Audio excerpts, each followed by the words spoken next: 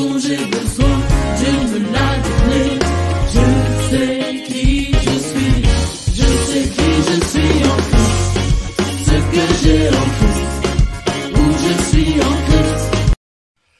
Je l'ai jamais raconté, mais peut-être que ça commence par là, mon histoire avec Jésus. J'étais en classe de maternelle et on m'avait raconté une histoire. Il y avait plein de monde et les gens avaient pas à manger. Alors il y a un petit garçon qui a apporté un peu de pain et presque son goûter. Et je me suis dit, tiens, c'est peut-être moi ce petit garçon-là. Mais alors, qui c'est celui-là qui fait attention à moi? Voilà.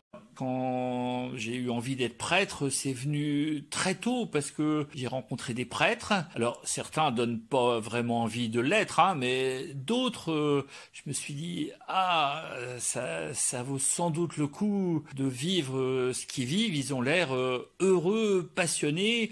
Et petit à petit, ce projet est venu. Mais seulement, tout d'abord, il m'a fallu faire l'étape de la manière de croire, ou peut-être de pas croire. Quand j'étais au lycée, je m'interrogeais, pourquoi est-ce qu'il y en a qui sont baptisés, mais pour qui Jésus ne dit rien du tout, et puis d'autres qui sont pas baptisés, mais s'ils avaient Jésus en face d'eux, je suis sûr qu'ils diraient quelque chose comme Banco, on y va. Pourquoi? Parce que Jésus, c'est un peu celui qui est le compagnon de nos vies quotidiennes. Voilà, quand le ciel est gris, quand le ciel est bleu, quand on pleure, quand on rit, il est là, il marche à nos côtés, il marche à notre rythme, à notre pas, discret, sans bruit, mais toujours présent, et pour nous emmener loin dans la vie de Dieu qu'on cherche peut-être, mais c'est grâce à lui qu'on avance ainsi. Je suis devenu prêtre, mais j'avais, avant déjà d'être prêtre, découvert un peu le dynamisme de l'Église, et j'ai eu envie de servir ce dynamisme, et ça fait plus de 30 ans maintenant, mais voilà, 3 décennies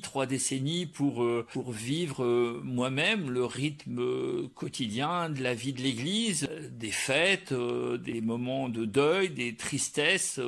La vie d'un prêtre, c'est la vie de quelqu'un qui avance avec son peuple. Ça veut dire, et il n'y a pas beaucoup de jobs comme ça, de tous les âges, de toutes les couleurs, de tous les niveaux, de toutes les cultures. Et à chaque fois, on a envie d'accorder du prix à celui ou celle avec qui on chemine, parce que il a du prix aux yeux de Dieu. Voilà. Comment j'essaye de continuer de répondre à cet appel? Peut-être en gardant cette envie de cheminer avec les uns, avec les autres, peut-être comme j'ai découvert que Jésus pouvait le faire avec moi. Et si j'ai une préférence, c'est peut-être l'évangile de Luc. Quand moi-même, je me suis rendu là où on dit qu'il y a eu la synagogue de Nazareth, j'ai en mémoire ce chapitre 4 de l'évangile de Luc qui vient quand Jésus proclame la parole du prophète Isaïe. L'Esprit est sur moi, il m'a envoyé proclamer la bonne nouvelle aux pauvres. Peut-être est-ce à cet appel-là que moi aussi j'ai envie de répondre.